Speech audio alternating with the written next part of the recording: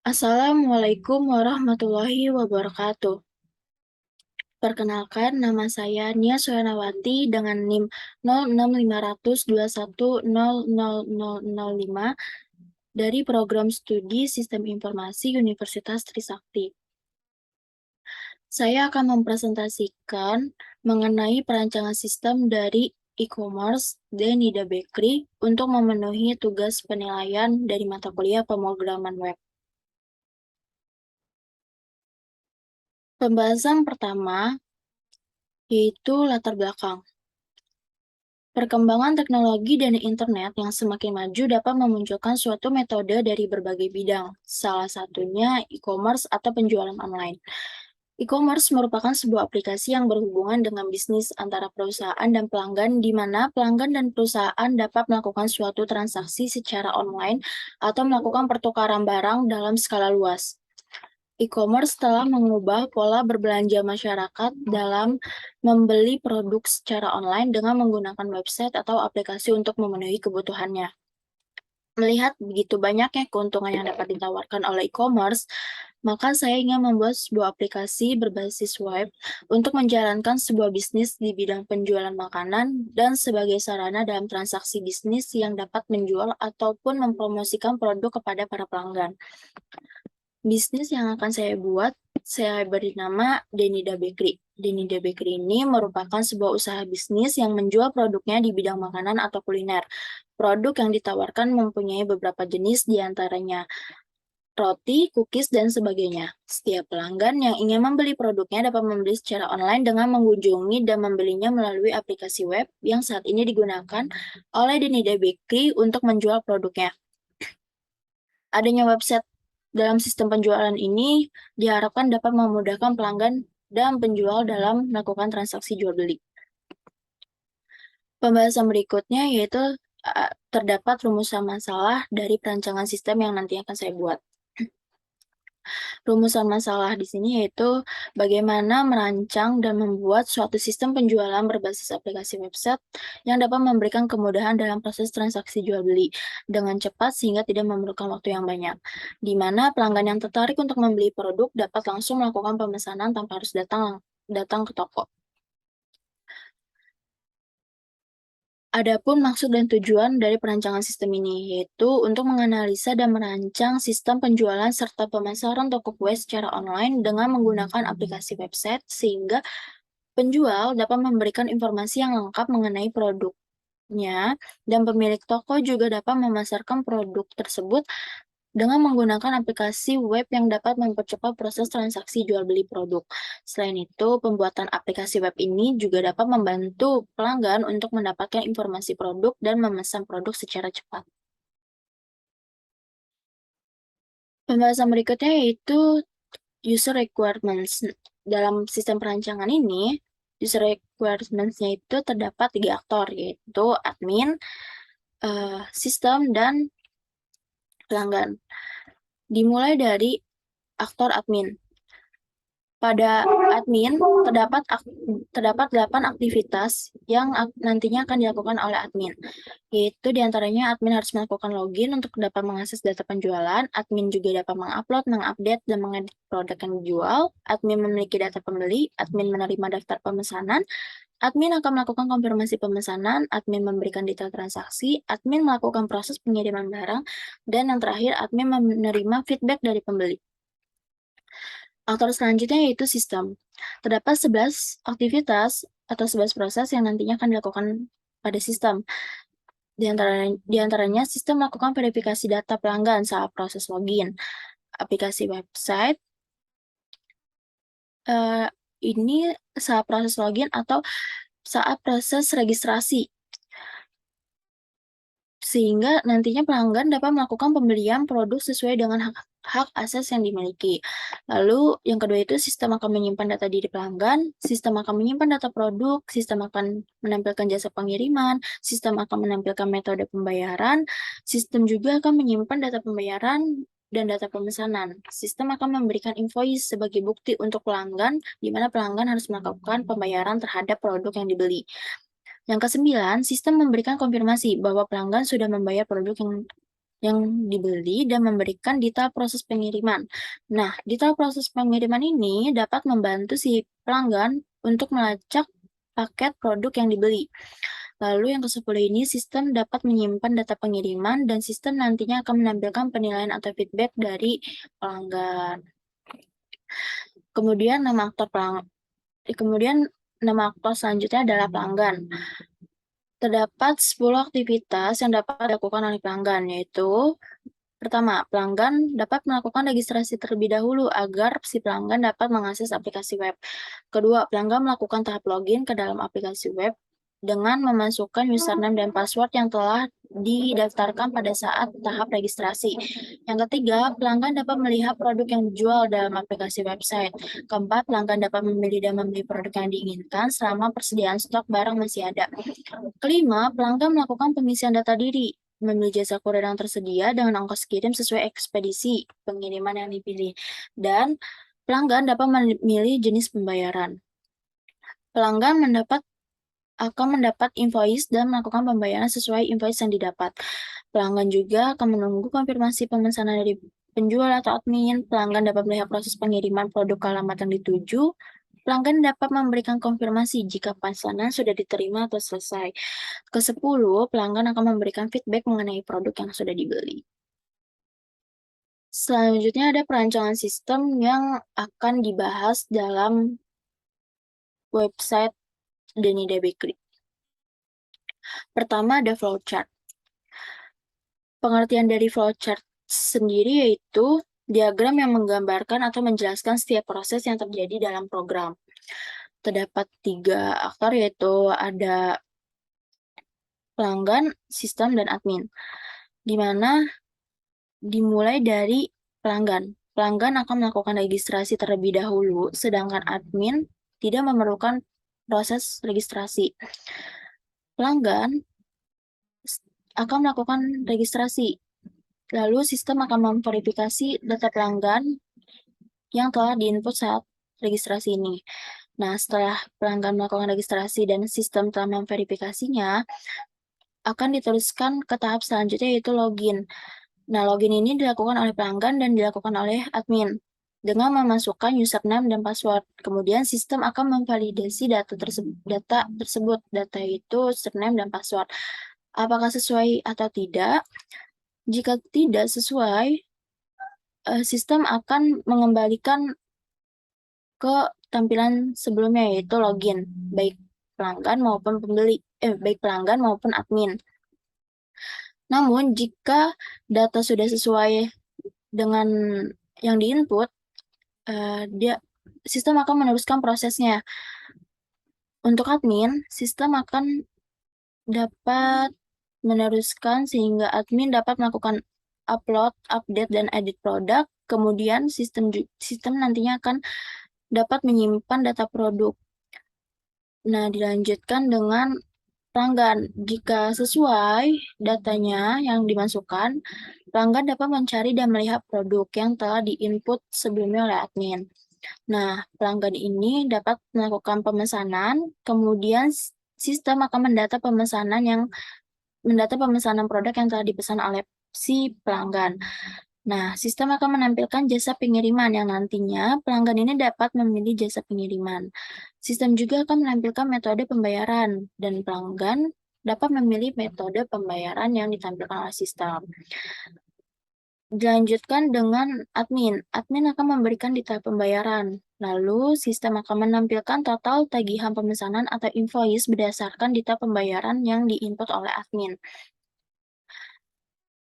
Tahap selanjutnya yaitu pelanggan dapat melakukan pembayaran sesuai invoice yang diberikan. Lalu sistem akan menyimpan data pembayaran dan admin akan mengonfirmasi pemesanan jika pelanggan sudah melakukan pembayaran. Si admin ini nantinya dapat melakukan pengiriman. Sistem akan menampilkan detail proses pengiriman. Detail proses pengiriman ini digunakan oleh pelanggan untuk melacak produk yang dibeli. Nah, selanjutnya pelanggan dapat mengkonfirmasi pesanan jika pesanan sudah diterima atau pesanan dinyatakan selesai. Lalu nanti sistem akan menyimpan data pengiriman dan Pelanggan akan memberikan penilaian atau feedback terhadap produk yang dibeli. Lalu nanti sistem akan menampilkan penilaian atau feedbacknya, dan admin akan menerima penilaian atau feedback dari pelanggan. Dan menerima feedback ini yang dilakukan oleh admin adalah proses terakhir dalam perancangan dalam flowchart ini. Dan selesai, proses dinyatakan selesai. Kemudian ada DFD level 0. DFD level 0 ini, sebelumnya saya akan memberitahukan pengertian dari DFD. DFD yaitu suatu diagram yang menggambarkan aliran data dari sebuah proses atau sistem. Nah, pada DFD level 0 rancangan sistem saya ini, terdapat aktor pelanggan, admin, dan sistem. Sistem ke pelanggan akan memberikan akun, akan memiliki data produk, akan menambahkan detail pembayaran, order detail. Order detail ini atau detail pemesanan, lalu akan melakukan konfirmasi pengiriman. Kemudian pelanggan ke sistem, itu dapat melakukan registrasi, memasukkan username dan password, akan memiliki data pemesanan, data pengiriman, dan data pelanggan. Kemudian sistem ke admin, itu akan memberikan akun, memiliki data pemesanan, data pembayaran, dan data pengiriman. Lalu admin ke sistem akan memasukkan username dan password, dapat mengupload produk, mengupdate atau mengedit produk, mengonfirmasi pemesanan, dan melakukan pengiriman. Berikut DFD level 1 dari sistem perancangan yang akan saya buat. Terdapat 6 proses dalam DFD level 1 ini, yaitu ada registrasi, login, info produk, pemesanan, pembayaran, dan pengiriman. Ada juga 2 aktor, yaitu pelanggan dan admin. Pada proses pertama, registrasi, itu pelanggan mengisi data diri, dan nantinya sistem akan memberikan akun kepada pelanggan.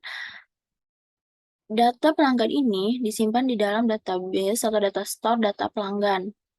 Kemudian dilanjutkan pada proses login.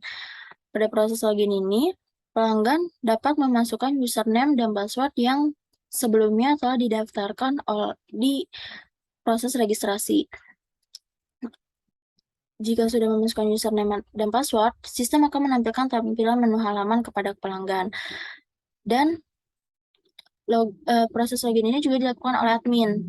Admin tidak memerlukan proses registrasi dan langsung melakukan proses login dengan memasukkan username dan password juga, dan sistem akan memberikan akun kepada admin untuk dapat mengakses ke aplikasi web. Proses selanjutnya yaitu import produk. Import produk ini dilakukan oleh admin dengan memasukkan produk-produk yang akan dijual, dan data-data produk ini disimpan di dalam database atau data store data produk. Proses selanjutnya yaitu pemesanan. Pada proses pemesanan ini, sistem akan menampilkan produk-produk yang sudah diinput oleh admin kepada pelanggan, dan pelanggan dapat melihat serta memesan produk yang tersedia dalam aplikasi web tersebut. Lalu, sistem ini akan memberikan informasi pemesanan kepada admin. Lalu, admin akan mengonfirmasi pemesanan produk yang sudah dipesan oleh si pelanggan. Dan data-data yang ada di dalam pemesanan ini dan proses pemesanan ini akan disimpan di dalam database atau data store data pemesanan.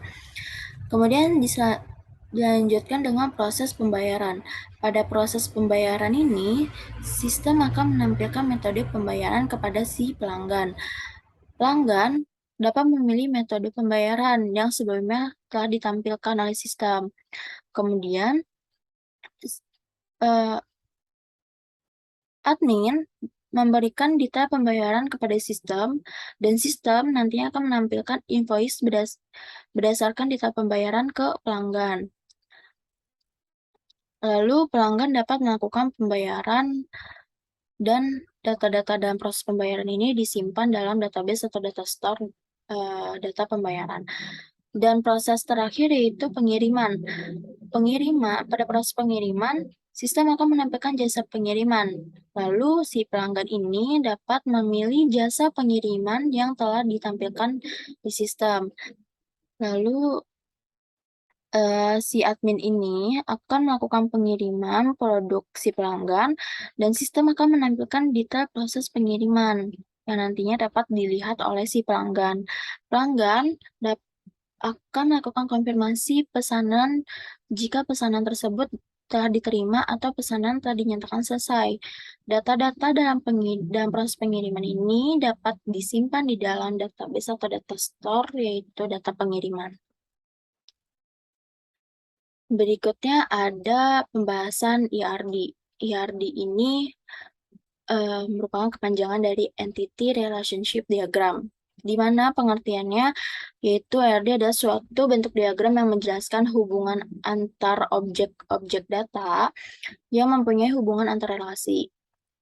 Berikut ERD dari proses perancangan sistem saya, yaitu di sini terdapat data pelanggan entity. Sebagai entity, di sini terdapat 5 entity, yaitu data pelanggan, data produk, lalu data pembayaran, data pengiriman, dan data pemesanan. Di sini juga ada relasi, yaitu dapat melihat, memesan, mengirim, memilih, dan membayar. Pada data pelanggan ini memiliki atribut-atribut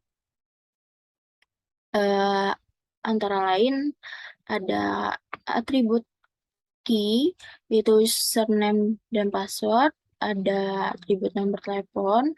Nomor telepon ini sebagai atribut multi-value. Lalu ada atribut nick juga sebagai atribut key, dan atribut biasa itu alamat. Kemudian ada atribut nama juga, dan nama ini terbagi lagi menjadi 3, yaitu ada first name, middle name, dan last name. Lalu selanjutnya ada entity data produk. Data produk ini juga memiliki 5 atribut. Di sini ada atribut key-nya, yaitu ID produk, lalu ada nama atribut biasanya itu ada nama produk, ada harga, deskripsi dari produknya, dan kategori si produk. Lalu selanjutnya data pemesanan. Data pemesanan ini memiliki 3 atribut, yaitu ada ID pesanan, ID pelanggan, dan tanggal pesanan. Lalu selanjutnya ada data pengiriman. Data pengiriman ini terdapat 2 atribut, yaitu jasa pengiriman dan nomor resi. Lalu yang terakhir yaitu entity data pembayaran, itu ada 2 atribut, yaitu ada invoice dan metode pembayaran. Dalam data pelanggan dengan data produk itu terdapat 2 relasi, yaitu melihat dan memesan. Banyaknya pelanggan dapat melihat banyaknya produk, dan banyaknya data produk dapat dilihat oleh banyaknya pelanggan. Lalu banyaknya pelanggan dapat memesan banyak produk, dan banyak produk dapat dipesan oleh banyak pelanggan. Lalu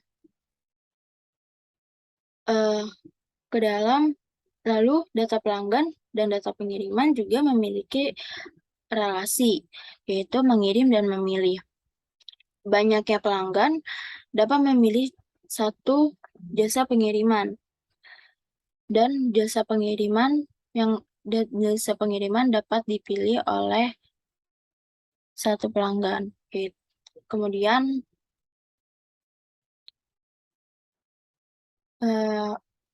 Kemudian selanjutnya itu ada data pembayaran. Data pembayaran ini nantinya akan